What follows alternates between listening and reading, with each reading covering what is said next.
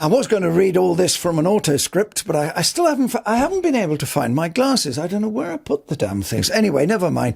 We'll just have to live with me busking it. We're in lockdown. I'm all alone. And so because I was going to do a business plan first, but we'll do that second. Right now, because we're in lockdown, I'm going to talk about emergencies, dealing with emergencies, and having an IA, and I'll tell you what that is in a second.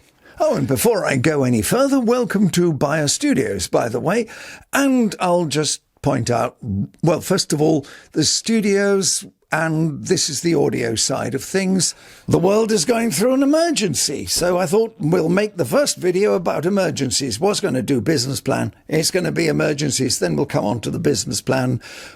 Wait for that one. But don't worry, because I'm not going to be talking to you about anything nerdish. I'm not going to explain that this is an MKH 416 or what this all means or does or anything like that. So let's get back to the idea of dealing with emergencies. I was immediately struck by the lack of an IA for several countries. Dealing with the C-19 crisis, a military term, immediate action. All right? Immediate action.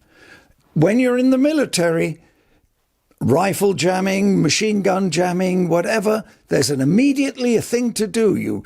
You're in an ambush. You know what to do. Flare goes up. Freeze.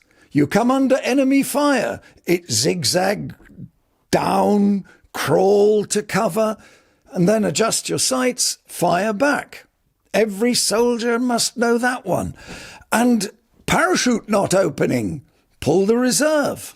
Parachute in twists, pull apart, look up. Do you have a canopy? No. Oh dear. New underpants, please. You may think you have a plan, but as that great philosopher Mike Tyson said, everybody thinks they got a fight plan until they get punched in the mouth. All right? Your company IA is all about when bad things happen, factory burning down, one of your main products is causing cancer or killing people in some other new and interesting way. Or how about the CEO drops dead? Perhaps that's you. What happens then? Well, you won't have a problem with that, but everybody else does. There is the worst thing you can do. The worst thing is to do nothing. That's the worst thing you can do. Hunker down and hope it all goes away. Not a good idea, okay? And don't be that press spokesman or that company boss when the share price is trousering says, shares go up and shares go down.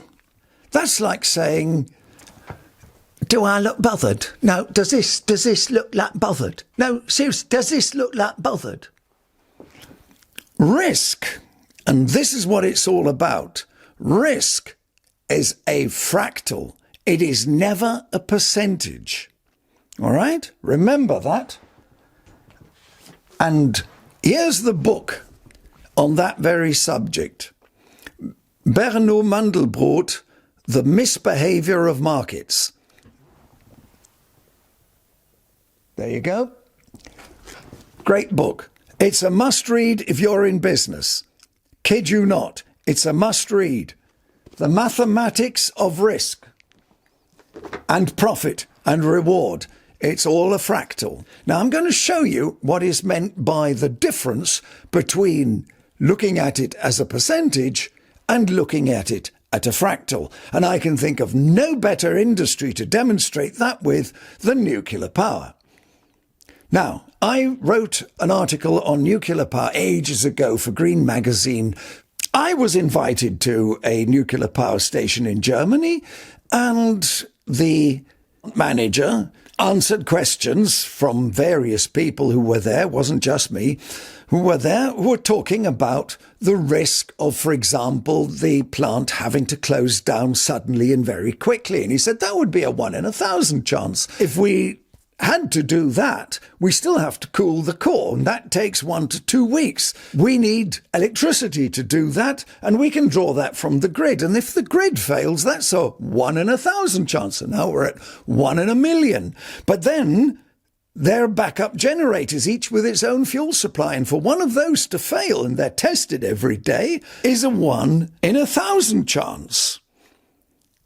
And that means we're now at 1 in 1,000,000,000.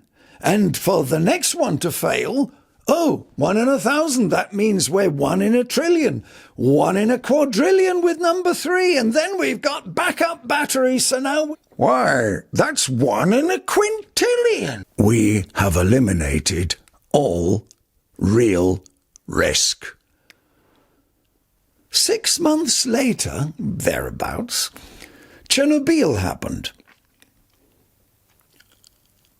They had backups.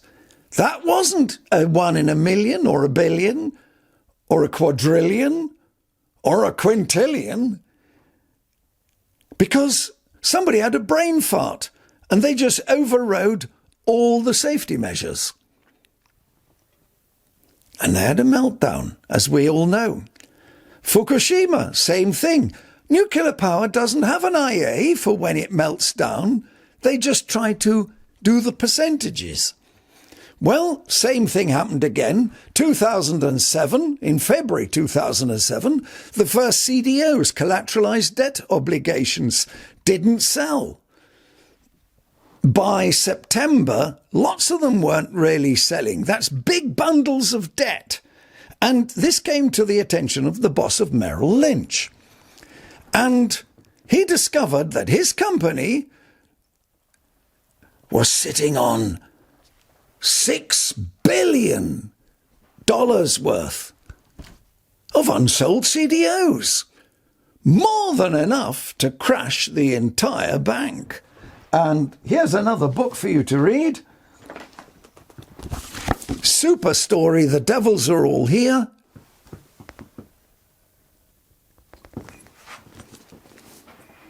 It's a terrific blow-by-blow story of the CDO crisis and the banking crisis that followed it. So that taught us that although you try to bundle all your debt together from all the debts, mortgages and student debt and credit card debt from right across an entire continent, and you discount it by 5%, which is the usual delinquency rate, despite it is AAA rated, triple A rated, it can still fail. Because it's not a percentage game. It's a fractal game. And that's the cool thing about it. The mathematics of risk is all about fractals. And that can be summed up with the simple phrase, shit happens. Bad things are going to happen. It's basically shit happens. My next car crash is bound to happen. The next nuclear power station melting down is going to happen. The next plane crash is going to happen. The chances of these things not happening are 0. The chances of the COVID-19 crisis not happening was 0. The chances of the next crisis of an illness, a virus sweeping the planet, whether it's Ebola or the Black Death or whatever, is 0. And of course, the insurance companies, they know this. They know this very well. They play the percentage game, but they know it's a fractal. And that's why they haven't been paying out on those loss of earnings policies. They're saying, here's a lovely game for you to play, stuffed get. Rearrange in your well-known phrase or saying. They gave those insured an answer that involved sex and travel.